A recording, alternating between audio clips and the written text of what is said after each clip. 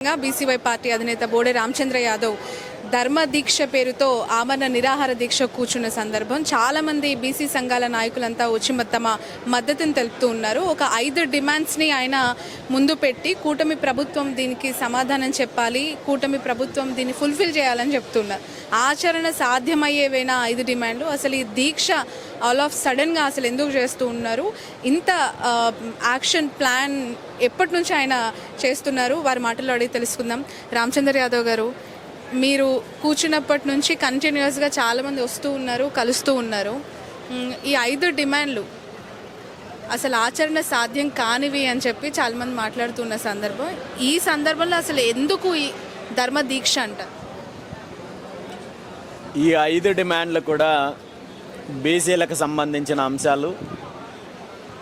ఇవి 100% ఆచరణ అవకాశం ఉన్న డిమాండ్లే తప్ప ఇందులో ఎక్కడా గొంతెమ్మ కోరికలు లేవు.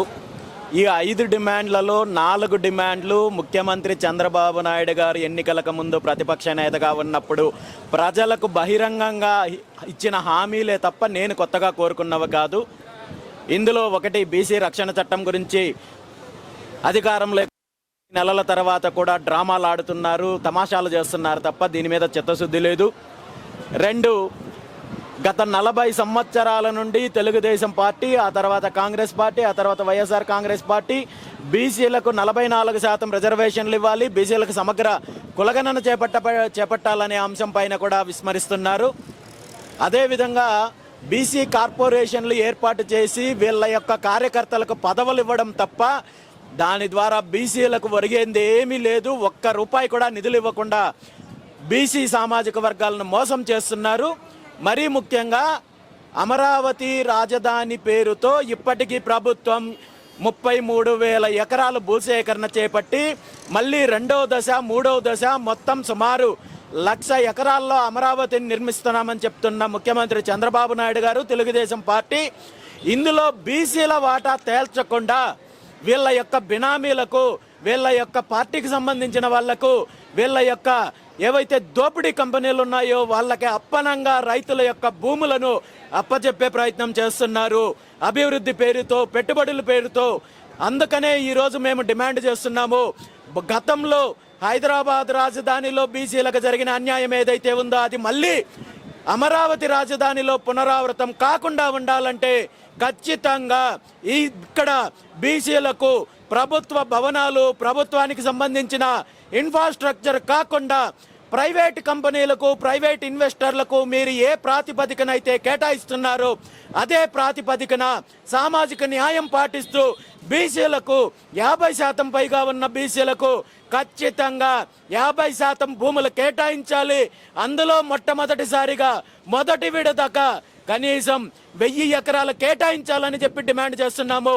ఈ 5 ప్రధాన అంశాలు కూడా ప్రభుత్వము చేయగలిగినప్పటికీ కూడా ప్రభుత్వం మీనవేషాలు లెక్కించి బీసీలను వంచే ప్రయత్నం చేస్తున్నారు. కాబట్టి ఈరోజు బీసీ ధర్మదీక్షకు కూర్చున్నాను.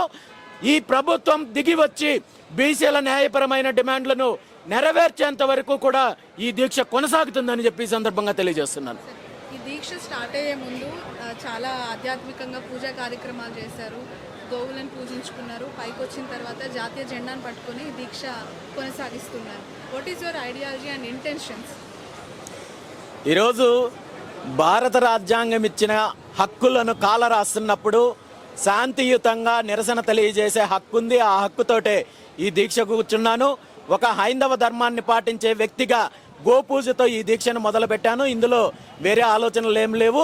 ఖచ్చితంగా ఈ దీక్ష ప్రభుత్వము ఈ 5 డిమాండ్లను నెరవేర్చేంత వరకు కొనసాగుతుంది. మంగళగిరిలో ఎటు వెళ్ళినా వచ్చి వెళ్ళే వాళ్ళకి మీ దీక్ష కనిపిస్తుంది. అండ్ పార్టీల అధినేతలకి ఖచ్చితంగా కన్షూట్మేర్లో మీ పార్టీ కార్యాలయం ఉంది. అసలు హౌ పాసిబుల్ ఇది మీరు కంటిన్యూ చేయడానికి? ఎలా ఉండబోతుంది అంటారు? ఎంతవరకు కంటిన్యూ చేయగలుగుతారు? అసలు అలాంటి అవకాశం కల్పిస్తుందా? ఖచ్చితంగా ఈరోజు నేను తలపెట్టిన, శాంతియుతంగా తలపెట్టిన బీసీ ధర్మ దీక్ష మేము అనుకున్న 5 డిమాండ్లు సాధించేంత వరకు కొనసాగుతుంది. అలా కాకుండా ప్రభుత్వం బలప్రయోగం చేయాలి, అధికార బలగంతో ఇబ్బంది పెట్టాలి, కుట్రలు చేయాలనుకుంటే మాత్రం దీనికి ముఖ్యమంత్రి గారు తీవ్ర పరిణామాలు ఎదుర్కోవాల్సి వస్తుంది. ఇది చాలా స్పష్టంగా చెప్పగలను. మంగళగిరికి అమరావతికి దగ్గరగా ఉన్న ప్రాంతం, ఇక్కడున్న బీసీలు కావచ్చు, లేదంటే రైతులు, భూములు కోల్పోయిన వాళ్ళు, ఫైట్ చేస్తున్న రైతులు ఎవరైతే ఉన్నారో వాళ్ళకి మీరు ఏం పిలుపునివ్వబోతున్నారు ఈ వేదికగా? ఎందుకు అని అంటే Amaravati is an big issue. ప్రతిపక్ష అధికార పార్టీలు ఎప్పుడూ కొట్లాట చేసుకుంటున్నాయి. మీరు కూడా అందులో ఒక 1000 ఎకరాల స్థలాన్ని కేటాయించాలని ఫైట్ చేస్తున్నారు. వాళ్ళ మద్దతు ఎలా ఉండబోతుంది అనుకుంటున్నారు? నేను ఒక్కటే తెలియజేస్తున్నాను, అమరావతి అనేది కేవలం ఒక కుటుంబానికో లేదా ఒక పార్టీకో లేదంటే ఒక సామాజిక వర్గానికో సంబంధించింది కాదు.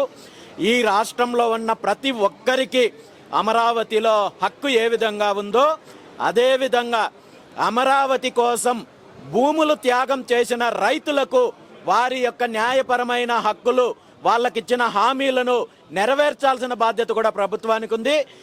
ఇందులో సామాజిక న్యాయం కోసం బీసీలకు కావాల్సిన వాటాలతో పాటు మిగిలిన అన్ని వర్గాలకు బీసీవై పార్టీ మద్దతు ఉంటుంది.